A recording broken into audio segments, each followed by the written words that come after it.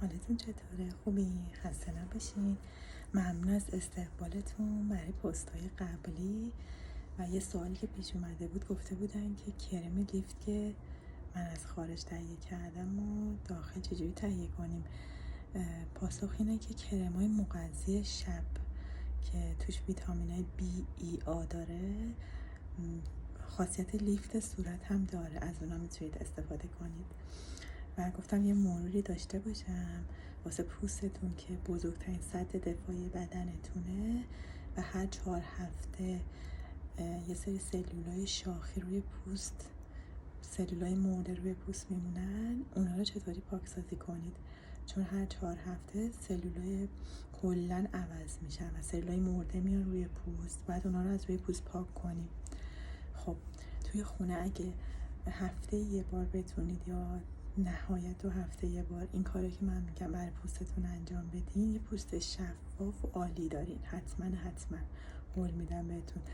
البته که گفتیم جوش‌های خیلی زیاد و قلمبه و چرکی نشان از چربی بالا یا کبد چرب یا مشکل هورمونی باید باشه و اونا باید با سونوگرافی و آزمایش خون شناسایی و با دارو درمان بشه.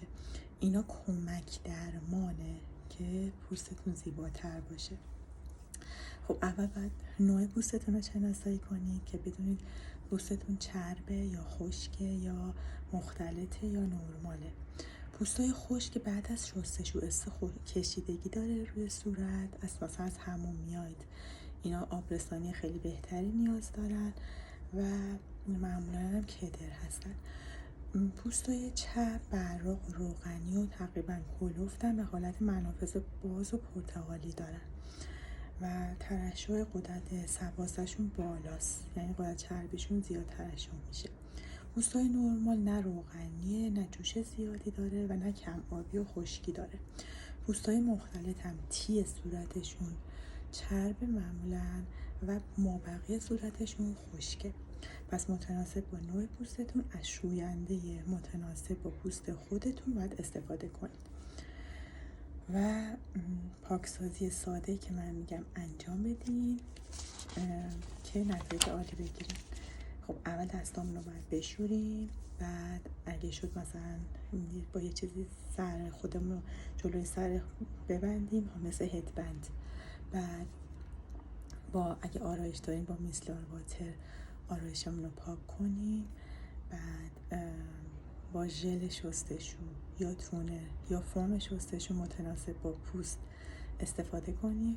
فوم گفتیم برای پوستای خشکه، تونر برای پوستای چربه و ژل هم میتونه متناسب با پوست انتخاب بشه. بعدش بعضی مثلا میگن صورتتون رو بخور بدیم، ولی خب همه خونه ها دستگاه بخور نداره. بعدش باید بیاین از AHA یا PHA استفاده کنید. AHA گفتیم خاصیت مردود کننده داره تا 10% و PHA مخصوص پوست چربه. PHA و LHA که گرونتر هم هستن مخصوص پوستای حساسه. بعد اینکه دستگاه درما اف یه تیغه‌ای داره، جوشش سرزا رو به اون تخلیه میکنن و بعد صورت ضد عفونی میکنن یا میشورن و بعد ماسک مخصوص پوست رو میزنن. ماسک مخصوص پوست هم مثلا میتونه ماسک خاکروز باشه برای جوشا یا ضد چروک استفاده بشه، ژلای ضد چروک استفاده بشه، ژلای جوانساز استفاده بشه، در نهایت هم یه آبرسانی بشه پوست. پس این کارا رو انجام بدین هفته یه بار یا 2 هفته یه بار و نتیجهشو برای من کامنت کنید. ایشالا نتایج عالی میگیرید. من مطمئنم. دوستتون دارم. ممنون که قشنگ گوش دادین. عصرتون بخیر، وقتتون بخیر. متشکرم.